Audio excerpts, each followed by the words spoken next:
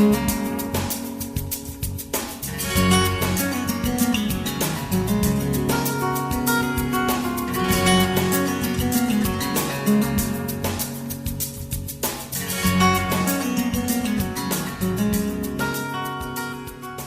God, our Heavenly Father, in everything we give you thanks.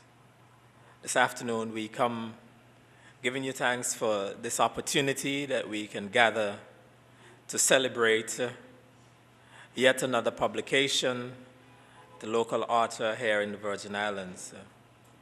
As we take time out of our schedule to celebrate this moment, help us, dear Heavenly Father, that we would be conscious of ourselves as a people, of our history, and of our culture.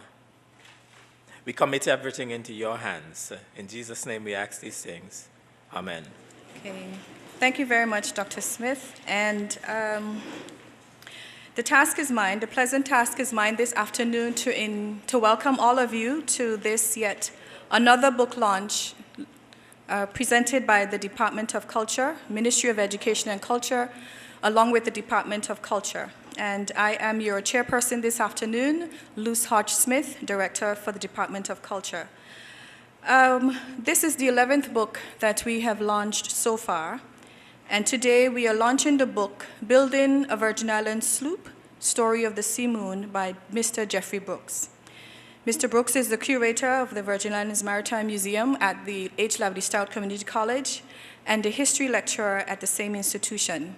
And on behalf of the ministry and the department, we'd like to congratulate Mr. Brooks on achieving this major accomplishment.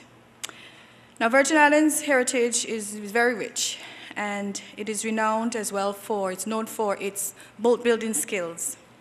The Tortola sloop is one of a kind, which means that it is a design found nowhere else in the world. It's a tradition as Virgin Islanders we ought to be proud of and must be safeguarded for generations to come. Now, through this book that we are launching this afternoon, an innovative and colorful way of demonstrating how to build a sloop is presented. Many years ago, the book entitled Tortola Boat was written by Mr. Edwin Duran Jr., and his book is very technical, and I'm sure some of you know about the book. And it gives a lot of finite details about the Tortola boat or the Tortola sloop. However, today's book is presented in such a way it entices everyone's interest, especially our young people. Today, I'd also like to recognize the artist, Mr. Lutai Durant, who was the illustrator. Mr. Durant. Now, we're going to proceed with the program. So we'd like to invite the Honorable Myron V. Walwyn, Minister for Education and Culture, to give his remarks, please.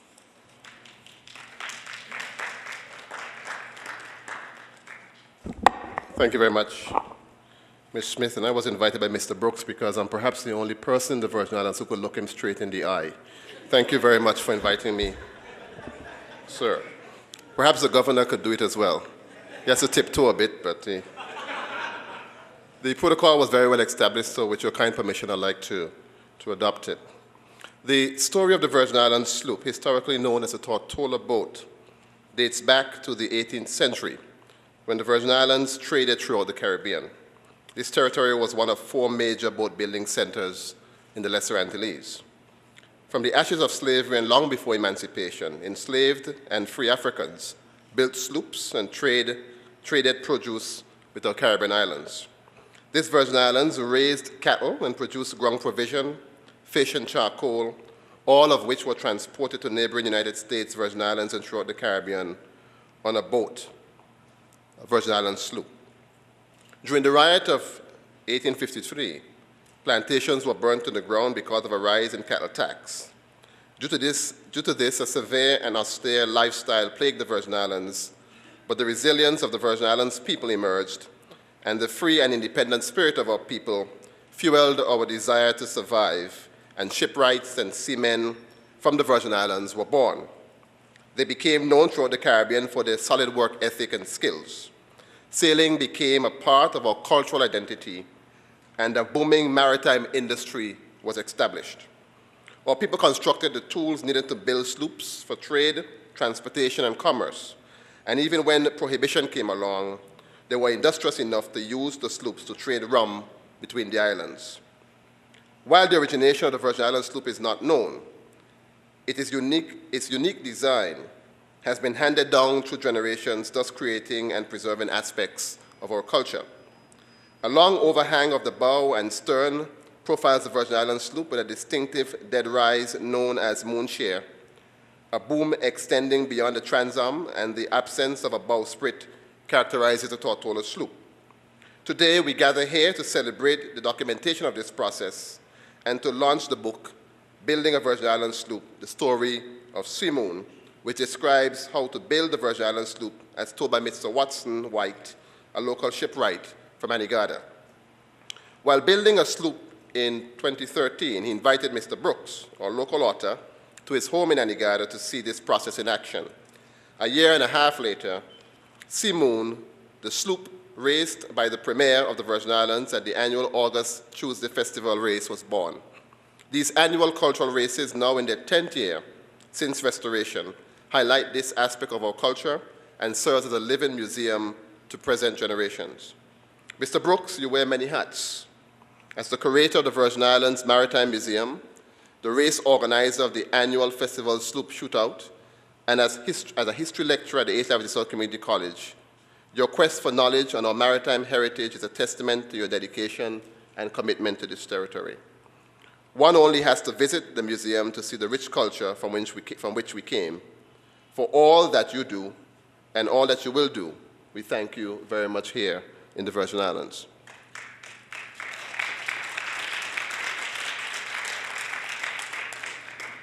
To Mr. Watson White for so ably sharing this aspect of our culture and allowing this process to be documented so that this art form remains alive. We also thank you very much, sir. At this time, we must also remember another great boat builder from Anegada, the late Captain Kenneth Faulkner, whose boats were also used to trade throughout the Caribbean. Mr. Faulkner also mastered his trade and continued to build boats until he was no longer able to do so. Men like Mr. Watson and the late Captain Faulkner must be commended and recognized for the role they have played in preserving and sharing the boat building heritage of these Virgin Islands. Give them a round of applause, please.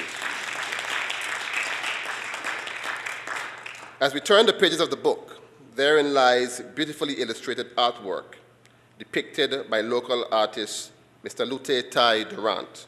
Mr. Durant, your paintings have made the presentation visually stunning and appealing, coupled with the design elements from the team at A Looking Glass, the book's publishers. We now have an excellent tool to transmit our culture. Give Mr. Durant a round of applause for the excellent work that he has done as well. We count it as a blessing that a local story by an increasing, becoming local author. You just have to stand in the sun a bit more and you'll be okay. With local artwork by a local artist can be merged to preserve a local art form which served as a basis for the economic and social experiences here in the territory. While the mode of transportation has changed, the sea and all its offerings continue to benefit the livelihood of our residents. It is my hope that through the pages of this book, the present and future generations of Virgin Islanders maintain the knowledge of our cultural past as we remain true to our heritage. Thank you very much. Your Excellency, Governor McCleary, Minister Walwyn, Chairman of HLSCC Board of Governors, Dr. Wheatley, the man of the hour, Mr. Jeffrey Brooks. Ladies and gentlemen, I bid you a pleasant good afternoon. And I too would like to join with those who came before in congratulating Mr. Jeff Brooks on this excellent work that he has done in chronicling in a very accessible way the building of a Virgin Islands sloop. Now, the minister just said he is fast becoming a Virgin Islander, I think he said. And I've worked with Jeff now for several years, and as I speak with him, I have no doubt that he's a Brooks from the Brewers Bay Brooks for several generations. He knows all that happened several years, many, many generations ago. So I have no doubt that Jeff Brooks is a Brewers Bay Brooks. I'm very proud of what Jeff has done in publishing well-written and well-illustrated book today that has been presented today. He joins with other members of the faculty at H.L. Stout Community College who have published recently, such as Mr. Fidel Captain in Computer Studies, Ms. Dana Lewis Ambrose, Mr. Steve Leonard, and also here with us, Dr. Sauda Smith. I'm really thrilled that we have the caliber of persons at the college who would undertake such things and do them in an excellent way. As curator of the Virgin Islands Maritime Museum and keeper of the Virgin Islands Sloop Fleet, his work now falls under the recently reinstituted Virgin Islands Studies Institute under the leadership of Dr. Angel Smith. The Virgin Islands Studies Institute has as its mission that it is an interdisciplinary unit for research and teaching within the H. Lavely Stout Community College. Our mission is to research and educate students and the wider community on historical and contemporary issues related to the social, political, economic, and cultural life of Virgin Islanders. Its activities focus on research, teaching, restoration, and publication. Now, the book itself, it's aimed for children, very, very colorfully illustrated, and as Ty was just telling me, he said we had some pictures before, but we had to bring some color out in order to grab the attention and keep the attention of the young people. But as much as it has been aimed for children, I believe it's a book that any one of us will find to be very, very interesting. It's well written for the targeted age group, but as I said, each of us can find something there that really pulls at our heartstrings.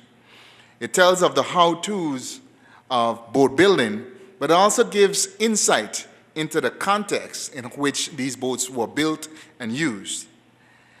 It shows the building of the Sea Moon, which is still very much in operation. As a matter of fact, I saw the captain of the Sea Moon has been able to join us, and I'll ask you to welcome our premier, Dr. the Honorable D. Orlando Smith, and the reigning champion of the Sloop, of the festival Sloop race, and the reigning champion of the festival Sloop race. And Governor, you were second. That's good too.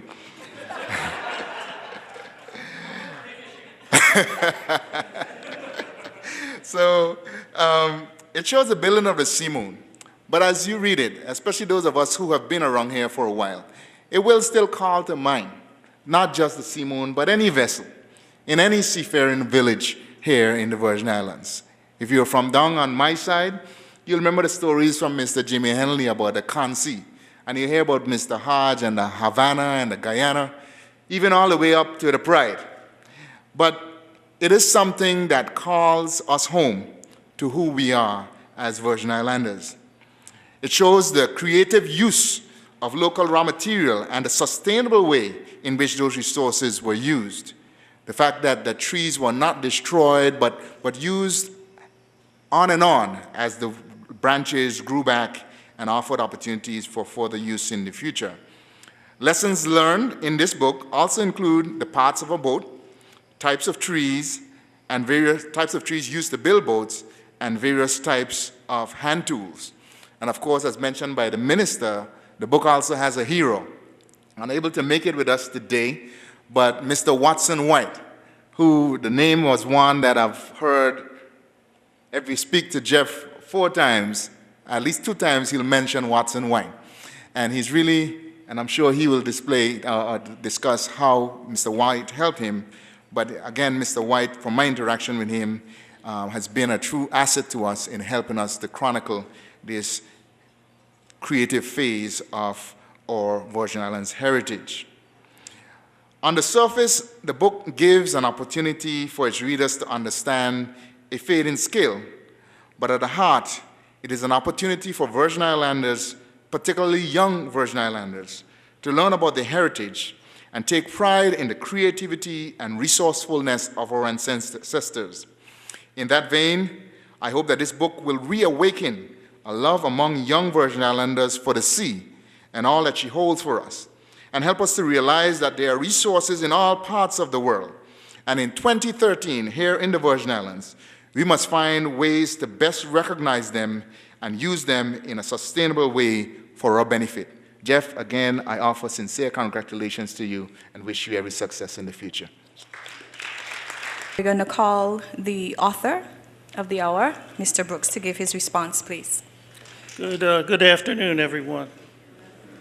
I'd like to first recognize the protocol that's already been established, and I would like to thank all of you, my colleagues, my friends, for coming here today to support this book launching. First off, I would like to send apologies from Sjoerd Kostner from VP Bank. He was unavoidably had to go off island today and was unable to be here for the launching. But Sjoerd and VP Bank have given great support to the Maritime Heritage Program that we do here at the college and in the Department of Culture and Education. He not only, their bank not only sponsored the publishing or the printing of this book, but in March when we discovered there was another sloop in St. Croix, a 100-year-old sloop named Intrepid, Sjoerd and VP Bank stepped up to the plate and purchased that boat and presented it to us. So I really would like to thank them for their continued support. They're very much involved in, or they very much want to be involved in preserving the culture and the heritage of the Virgin Islands. So I think we should give them a little round of applause, if you don't mind. I'd also like to thank the Department of Education and Culture and the Department of Culture, Luce, Minister Walwyn, for your continued support, not just today and not just yesterday, but for a long time. They've always been behind us. I'd like to thank Carl, Dr. Wheatley, who gave me my first job at the college, who hired me to do these things.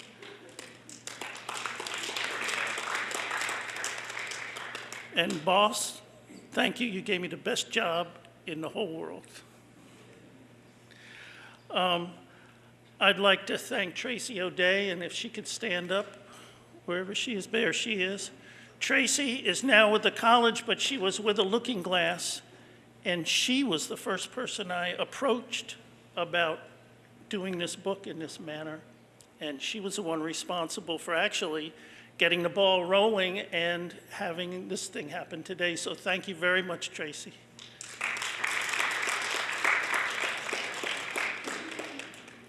I also want to thank the whole team at Looking Glass, especially Nick Kuna, Scott Taylor, Richard, all you guys who really took an idea that I had and turned it 360 degrees from what I originally had in mind.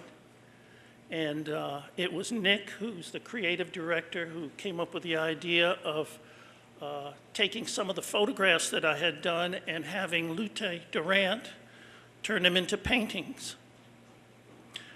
When I first went there and talked to them, and I already had a book that was sort of it was just photographs, and I was looking to have it just a more inexpensive way to have it printed. And they said, well, you know, this thing you have here is okay, but we think we could do something much better. And I remember leaving that meeting and going home and thinking, who are these guys telling me what to do? You know, what do they do something better than I had come up? You know, I really, I was kind of mad. And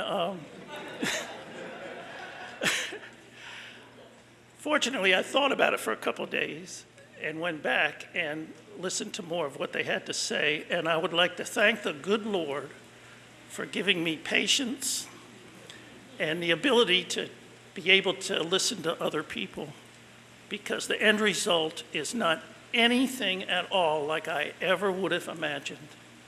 And being able to work with all these guys and to create something that was an input, it was a real team effort.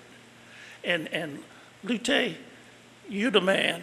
You did a great job. Your paintings are wonderful.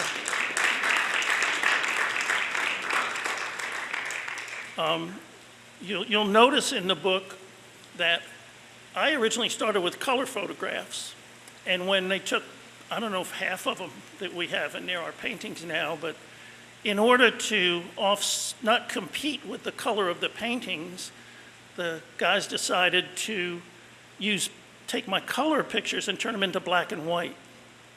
And it really works well. And there's so much color in the background of the pages, and you'll see all the different illustrations that are added in there, that it's really a beautiful piece of art.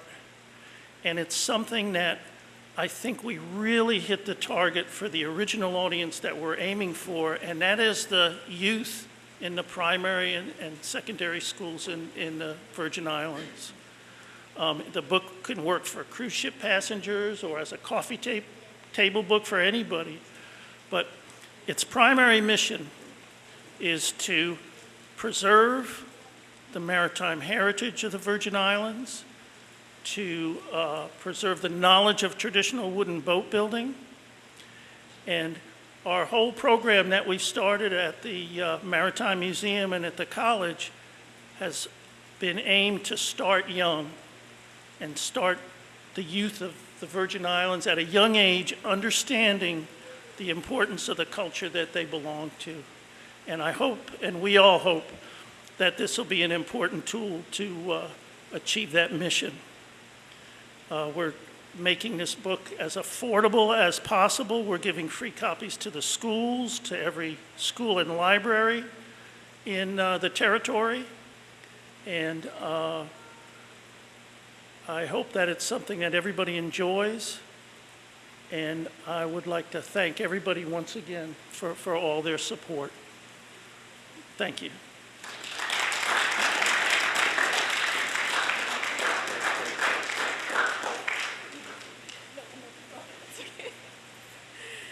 All right, thank you very much, Jeff, for your response. And speaking about the artwork in the book, the idea, I think, yes, you did forget something, Jeff.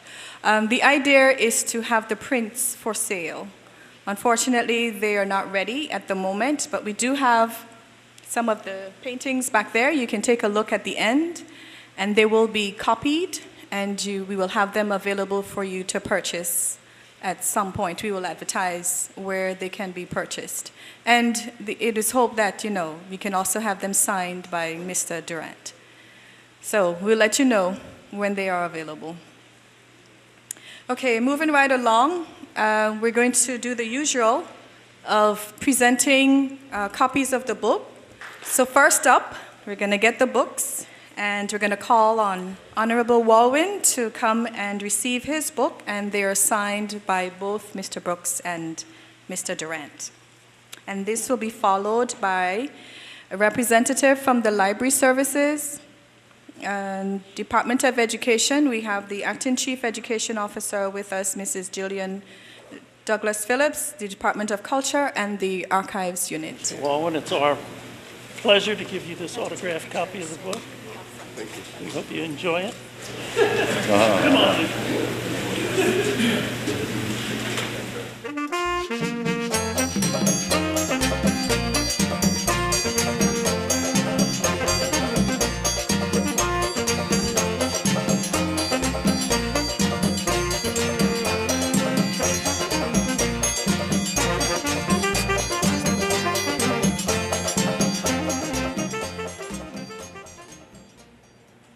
We'd like to also add, closing off on this afternoon's proceedings, we'd just like to add a few more folks to Mr. Brooks's list of thank yous. I'd like to thank, of course, my staff at the Department of Culture for their assistance in putting this program on.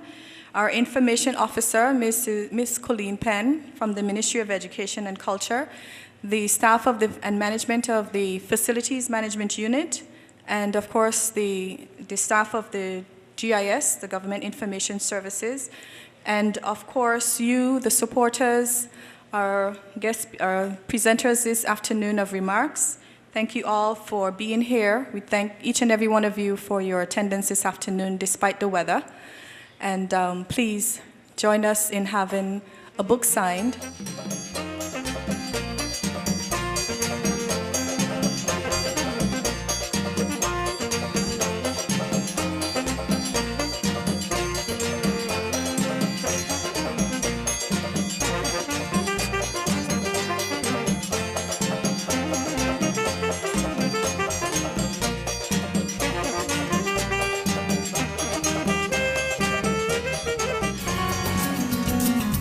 Thank you.